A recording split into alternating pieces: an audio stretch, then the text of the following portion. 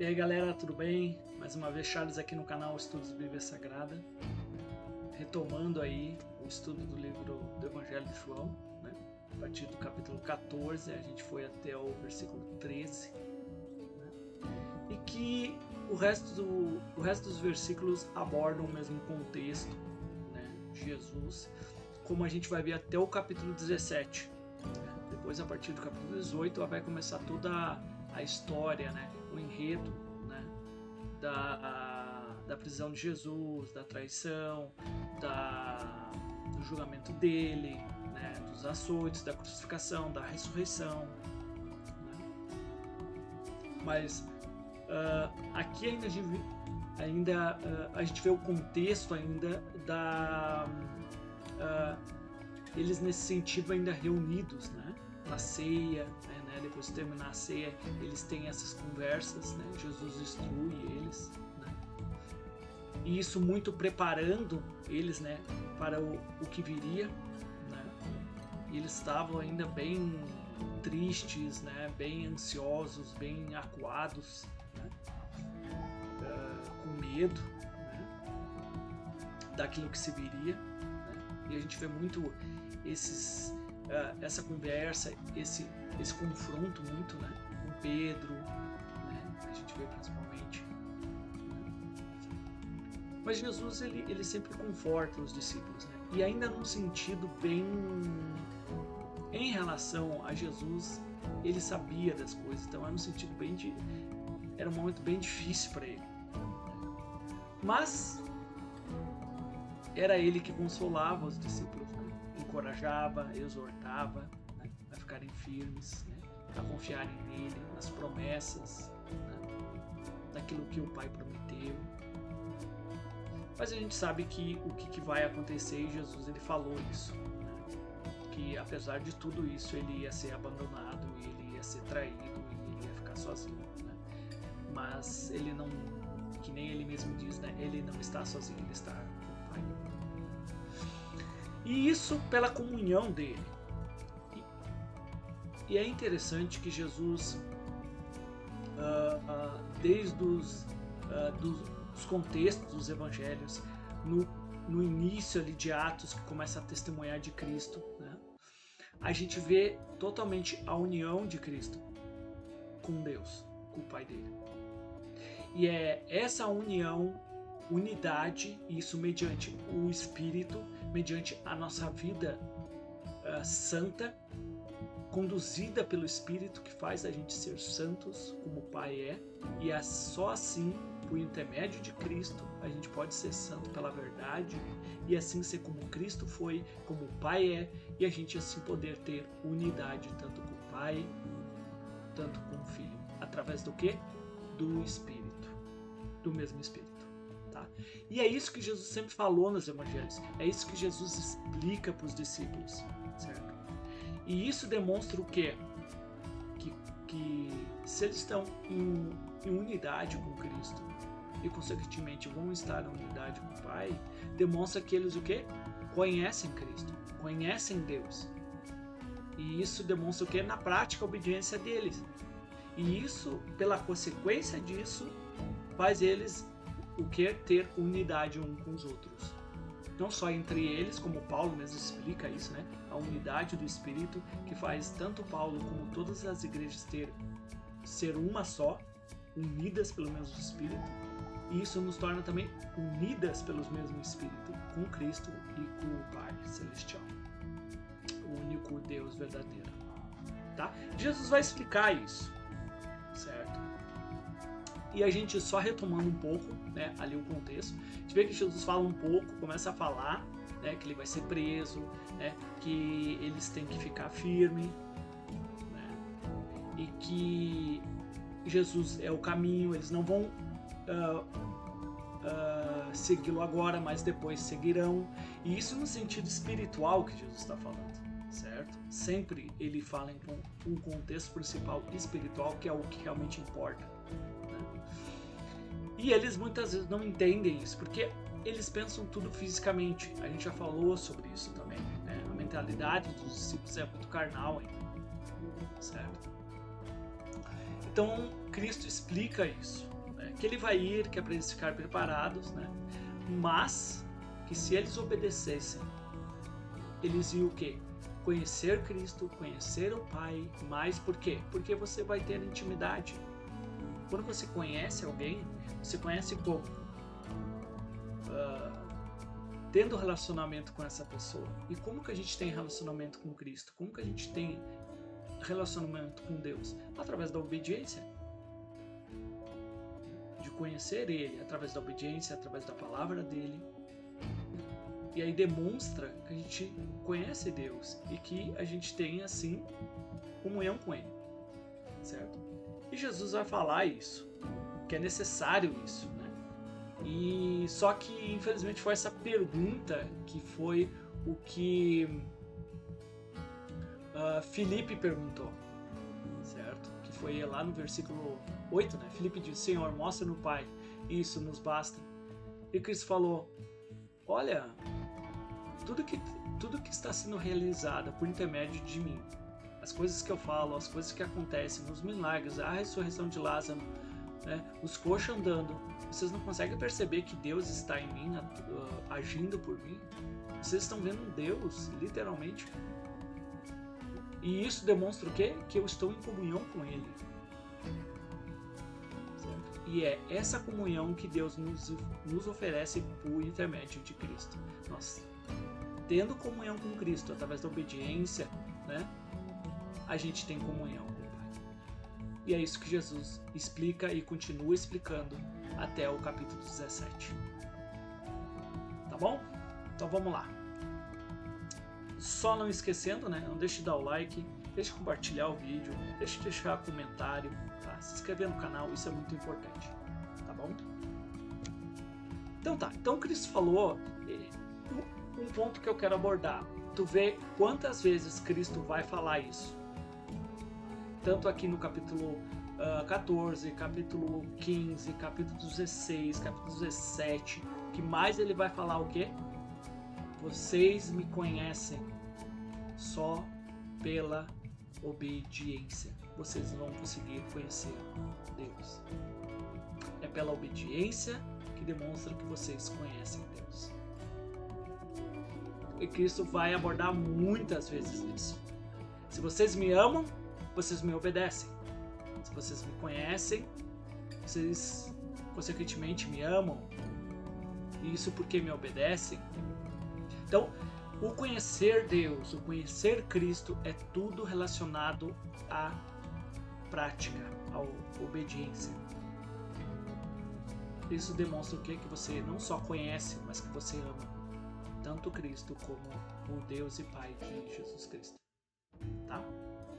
E ele vai falar isso, que isso é muito importante. E isso é legal porque demonstra um ponto que os discípulos ainda não tinham, esse conhecimento.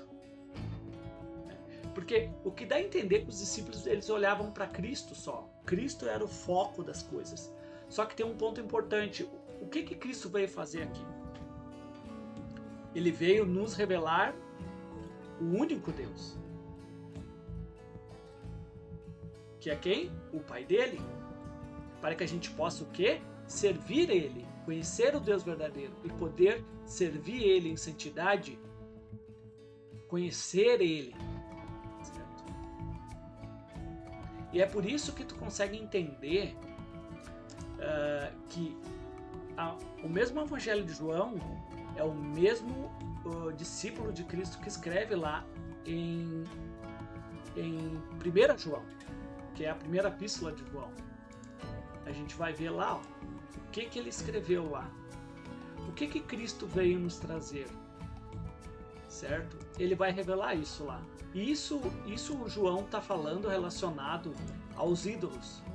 Então, o contexto do mundo é Deus e os ídolos. É isso? Ou a gente serve aos ídolos, que o dinheiro, a avareza também não passa de um ídolo, de um Deus também, certo? Ou o Deus verdadeiro. É simples isso. E hoje também é assim. Ou você serve a Deus, ou você serve a Iemanjá, ou você serve a Maria, ou você serve aos santos lá, ou você serve a Xangô, ou você serve, né, Tem várias entidades, a Moloque, Baal, ou o dinheiro que se torna um Deus também, ou você serve por intermédio de Cristo, o Deus verdadeiro. É isso. Né? E João ele vai deixar muito claro isso ali no capítulo 5, que é o versículo 18. Sabemos que todo aquele que é nascido de Deus não vive no pecado, pois Deus o protege e o maligno não atinge. Sabemos que somos de Deus e que o mundo todo está sob o poder do maligno. Sabemos também que o Filho de Deus veio e nos deu entendimento para conhecer aquele que é o verdadeiro. E quem que é o verdadeiro? O Deus e Pai de Jesus Cristo, que é o único e verdadeiro Deus. E ele vai falar, e nós sabemos, e nós estamos naquele que é o verdadeiro. E aqui no seu Filho, Jesus Cristo, aqui não quer dizer que Jesus Cristo é o verdadeiro Deus. Não. Quer dizer que é por intermédio de Jesus Cristo nós estamos no verdadeiro Deus e na vida eterna. E isso corrobora com o capítulo 17 do Evangelho de João, que afirma ali, né, que a vida eterna é o quê? Conhecer o Pai de Jesus Cristo como o único Deus verdadeiro e reconhecer que Cristo Jesus, né, o de Nazaré, foi enviado por Deus e que ele é o Messias. Isso é constituído a vida eterna. Né? E interessante que no versículo 21 ele fala por que essas coisas. Filhos, guardem-se dos ídolos, dos falsos deuses. Por intermédio de Jesus Cristo, a gente serve o verdadeiro Deus, que é o Pai dele, por intermédio dele. Então, fujam dos falsos deuses. E isso é o João que escreveu o Evangelho de João, certo? Então, nessa perspectiva de Jesus ir embora, Jesus consola o coração e diz, olha, eu vou ir, mas eu vou continuar com vocês, mas não no modo físico, certo? Nós vamos continuar unidos. Por quê? Porque o mesmo Espírito que atua em mim, porque Cristo atuou o Espírito de Deus nele, certo? Isso é um fato, isso. Ninguém pode dizer que não é verdade isso, né? Até porque lá em Salmos, no Antigo Testamento, né, o Deus Yahuwá fala, eu dei o meu Espírito a ele, o meu Espírito desceu sobre o meu servo. E isso a gente vê no batismo de João Batista, o Espírito de Deus descendo sobre o Filho dele. E esse mesmo Espírito é o Espírito que vai estar com os discípulos, que estão com os servos de Cristo. E isso demonstra o quê? Que nós temos o quê? Unidade pelo mesmo Espírito, tanto com os irmãos, tanto com Cristo, tanto com o Pai. Isso é uma unidade. Então, por isso que Cristo diz, eu sempre estarei com vocês, desde que vocês estejam o quê? Unidos comigo através do Espírito.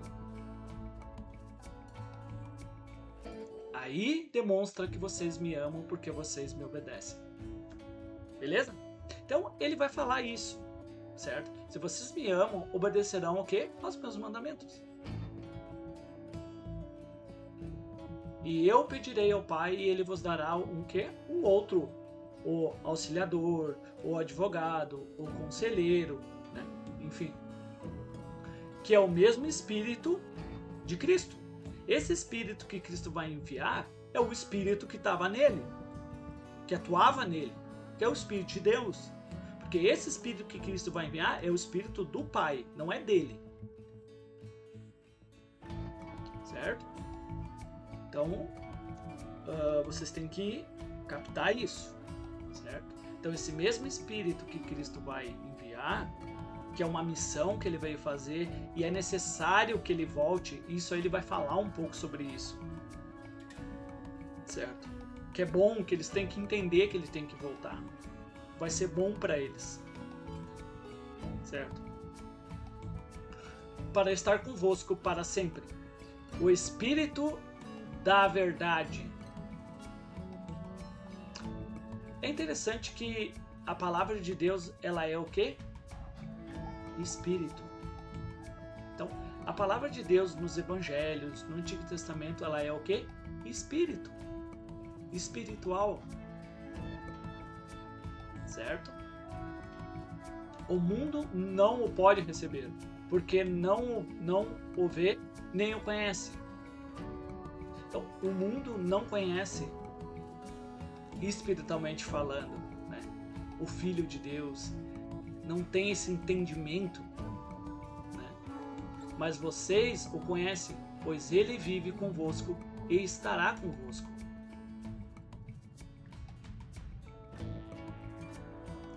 E isso é interessante porque Jesus, realmente o Espírito está com eles. Por quê? Porque Jesus está ali e o Espírito está com Jesus. A palavra que sai de Jesus é Espírito, é o Espírito Santo. Porque Jesus, ele não deixa de ser um profeta. E o Espírito Santo de Deus é o que está agindo por intermédio de Cristo. Então, é isso que Jesus está dizendo. O mundo não conhece, mas vocês o conhecem, pois ele vive convosco e estará convosco. Certo?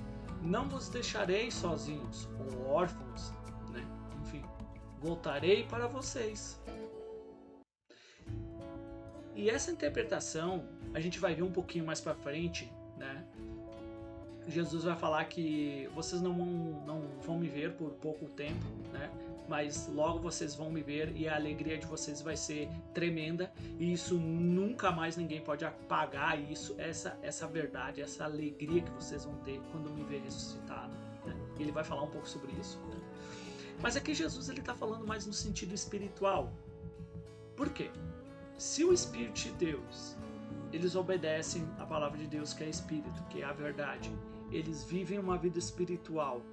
Essa comunhão do Espírito, esse Espírito com eles, demonstra essa comunhão que eles sempre vão ter com Cristo, independente de Cristo não estar aqui. Mas a gente tem comunhão com Ele através do Espírito, mesmo que passe como já passou, 2000 anos, 3000 anos, né? A pessoa que vive por intermédio da palavra de Deus, que é Espírito, você vive uma vida espiritual, não carnal, você tem o quê? Comunhão com Cristo, com Deus, você vive ligado com eles. Beleza? E Cristo vai falar isso até o final do capítulo 17 sobre esse assunto.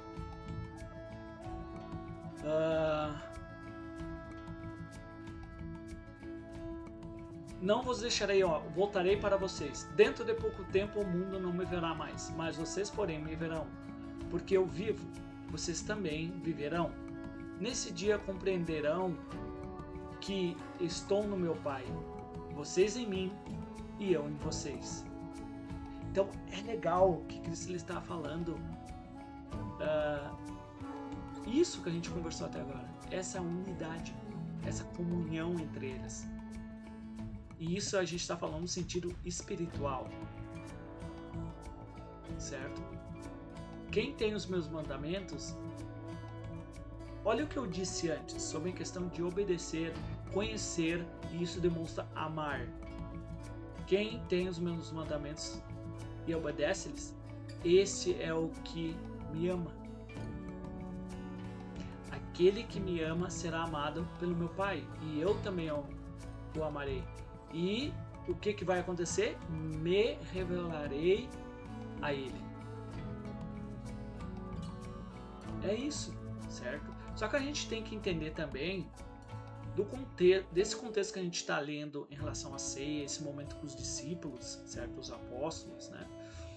Até o capítulo 17, ele está falando literalmente dos apóstolos. Ele não está falando de outros discípulos, daqueles que viriam, né? Só tem um momento que ele vai falar dos discípulos que vierem acreditar na palavra dele, é lá no final do capítulo 17. Mas esse contexto aqui, do capítulo 13, 12, 14, 15 e quase todo o 17 é em relação aos apóstolos, tá? Pra gente não sair do contexto.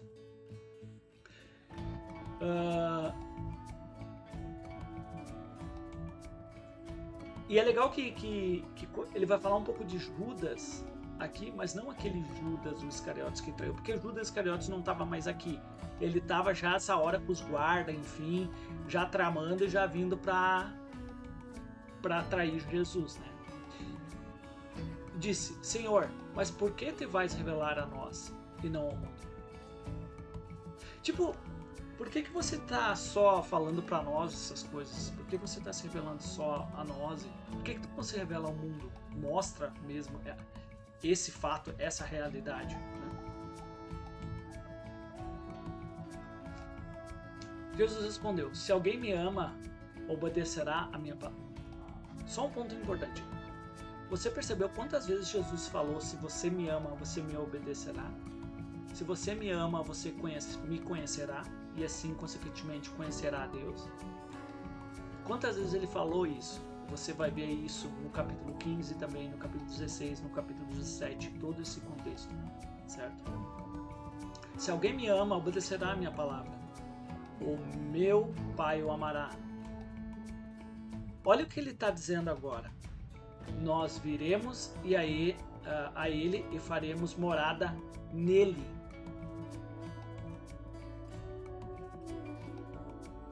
Então, essa unidade, essa comunhão de família, entende? Aquele que não me ama não obedece às minhas palavras. E é interessante que ele está falando sobre conhecimento, sobre conhecer, certo? Essas palavras que vocês estão a ouvir não são minhas, são do meu Pai que me enviou. É legal que Cristo, ele sempre trouxe o foco dos discípulos para Deus. E esse era o foco de Cristo.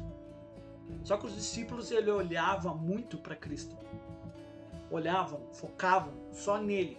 E Cristo sempre falando: olhem para o Pai, olhem para Deus. Eu sou um intermediário, eu sou um servo. É por intermédio de mim que vocês chegam a Deus. Então o foco é Deus. Certo? E vocês lendo os evangelhos, vocês conseguem perceber esse foco dos discípulos em Jesus só. E Jesus sempre trazendo a mente deles para o Pai, para Deus, sempre desfocando dele, certo? Mas deixando sempre um ponto importante: é por mim que vocês vão ao Pai, é por mim que vocês conhecem o Pai. Não tem como ir ao Pai sem mim, certo? Então Cristo, ele deixa sempre focado essas coisas, né? E isso é legal que realiza um trecho do Antigo Testamento, que eu não me lembro qual que é. Se é Salmos, eu não me lembro. Que fala que ele é um servo que ele não ia chamar atenção para si.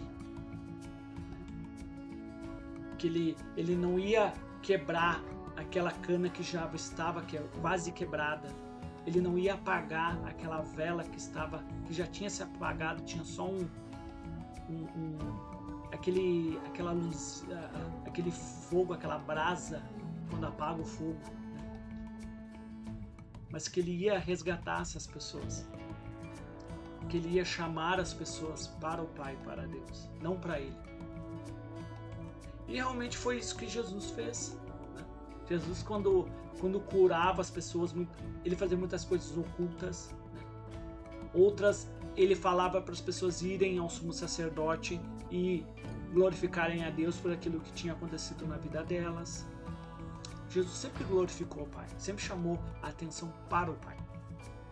Só que os discípulos, eles estavam com uma mentalidade olhando só para Cristo. E Cristo estava desfocando e levando eles para o Pai. Certo? Tudo isto tenho dito enquanto ainda estou convosco.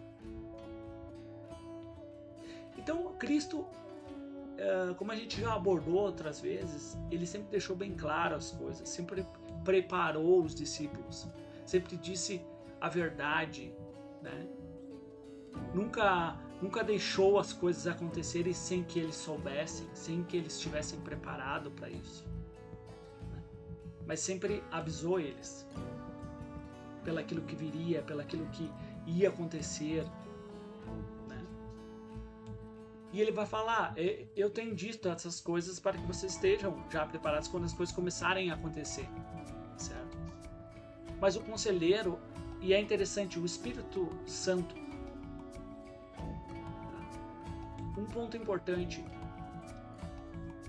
como alguma coisa do Novo Testamento é em hebraico, aramaico, certo? A maioria é grego, tá? Pelo que a gente sabe. E a maioria das palavras onde tem um Espírito Santo, tá? Vocês podem pesquisar aí no grego, tá? Pro português isso não é feito, tá? Mas se vocês pesquisarem no grego, vocês vão achar Espírito do Santo em muitos locais dos evangelhos. Tudo que é citado o Espírito Santo vai estar lá, Espírito do Santo. Tem um D, tipo um do, né? Que mostra que é de alguém esse Espírito, certo? Só que nas traduções é sempre dito Espírito Santo, tá? Mas a gente sabe de quem que é esse Espírito, tá? Que é do Pai de Cristo. Mas o Conselheiro, o Espírito Santo, que o Pai enviará em meu nome, vos ensinará todas as coisas. Eu vos fará lembrar ainda tudo o que eu disse. Então, interessante que o Espírito vai capacitar eles.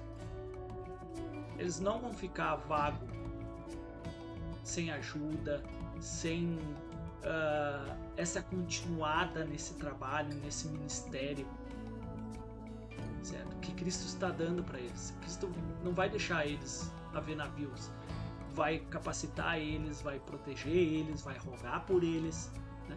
Desde que eles estejam em unidade, em comunhão entre eles e com Deus e com o Pai, certo? Que demonstra o quê? Obediência e conhecer eles, certo? E que ele não só vai ensinar o que precisa, o que resta para ser ensinado, mas ainda vai lembrar coisas ainda do que Cristo já ensinou, certo? Deixe-vos a paz, vos dou a minha paz, não a dou como o mundo a dá. Então Cristo, é legal que essa paz de Cristo, apesar de tudo que está acontecendo e tudo que vai acontecer, você consegue ver um Cristo em paz, tranquilo, num momento tão crítico.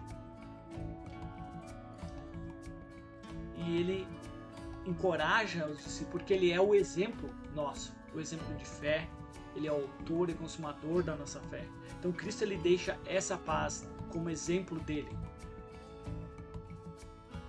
certo?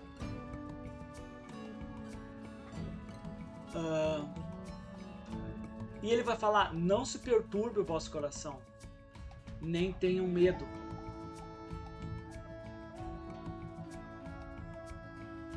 Certo? Vocês me ouviram dizer: vou, mas volto para vocês. E ele vai citar isso de novo, que eu tinha falado: se vocês me amassem, se vocês me amam, se vocês... Várias vezes ele falou aqui no capítulo 14. Iam ficar contentes porque eu vou para o Pai, pois o Pai é maior que eu. Isso eu digo agora, antes de acontecer, para que quando acontecer, vocês crerem. Então, é legal que mais uma vez Cristo ele tira os olhos dos discípulos nele e faz para que eles olhem para o Pai. Tipo, olhem para ele, certo? Eu dependo dele, eu tenho que ir para ele, porque ele é o foco de todas essas coisas. Ele é o que me sustenta, o que vai sustentar vocês, é o que vai dar o espírito de vocês. Entendam?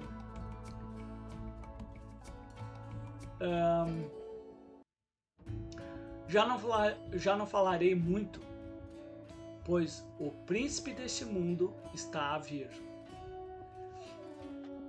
Então, é interessante que Cristo ele está falando, e aqui a gente sabe, né, pelo contexto de Daniel, o que é príncipe? Príncipe é aquele que governa, certo? Um determinado território, um determinado estado, uma determinada nação, certo? E isso a gente consegue entender lá no livro de Daniel, né? Sobre essas questões dos anjos, enfim, que a gente entende que os anjos têm, né? Que nem a gente entende que cada congregação, cada igreja que é formada por pessoas em determinados lugares tem um anjo por elas, né? Como tem um anjo para cada discípulo de Deus, tem um anjo para as nações. Então tem anjo que trabalha para o Senhor. E isso a gente vê lá em Hebreus capítulo 1, vai falar o que são os anjos. São espíritos que são servos do Senhor, são bolas de fogo, né? São servos do Senhor. E lá ele vai falar, deixa eu só entrar aqui, para eu não falar coisa que não é. Aqui, ó. Os anjos não são todos eles espíritos ministradores enviados para servir aqueles que herdarão a salvação?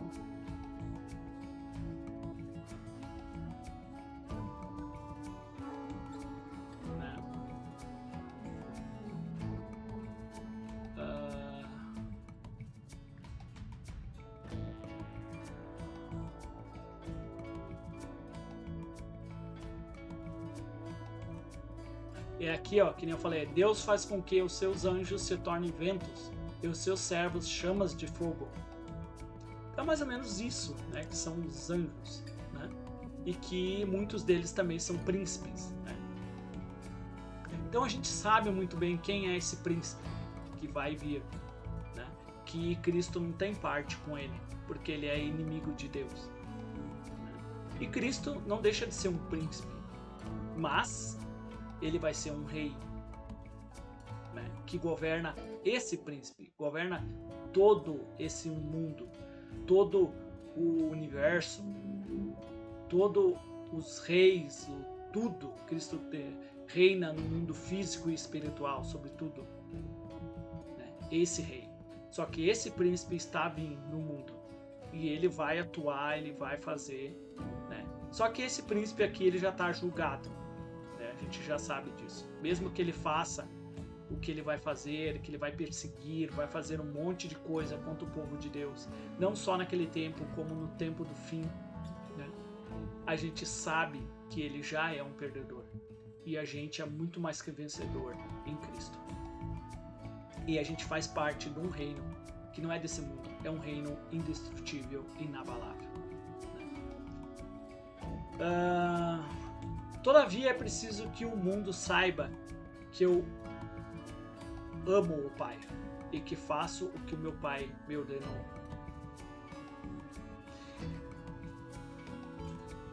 O mundo aqui a gente entende não só no contexto de Cristo, mas desde que Cristo morreu, essa história, todas as pessoas que leem o Evangelho, toda a história, tanto que aparece na TV, aparece nos filmes, né? Nos livros, né? As pessoas pregando o Evangelho mostram que Cristo amou Deus, foi fiel à palavra dele até a morte, cumpriu o propósito do Senhor, a missão que foi dada a ele, e demonstra o quê? Tudo isso que Cristo está cobrando dos discípulos, cobra da gente, que demonstra o nosso amor por ele, como nosso Senhor, é obediência. E Cristo demonstrou isso como exemplo máximo para nós, amando ao Pai, que é morrendo, obedecendo, e isso ele morreu por causa da obediência dele. e Deus ressuscitou ele e deu ele a glória. Isso do qual todos que morrerem como Cristo morreu vão estar também ressuscitados e na glória como Cristo também teve. Isso é o que Deus prometeu. Isso é o que Cristo prometeu para os seus servos. E aqui ele vai falar, né? Levante-se, vamos embora daqui. E esse contexto, quando a gente vai ver o contexto ali do capítulo 15, 16, parece que eles estão parados ainda, porque eles estão conversando. Então, o que dá a entender, e isso é a minha opinião, né? Parece que Cristo meio que queria sair dali, e enfim, mas parece que eles voltaram a conversar. Sabe quando uma pessoa quer ir embora e a conversa não para e as pessoas começam a conversar e a pessoa não vai embora?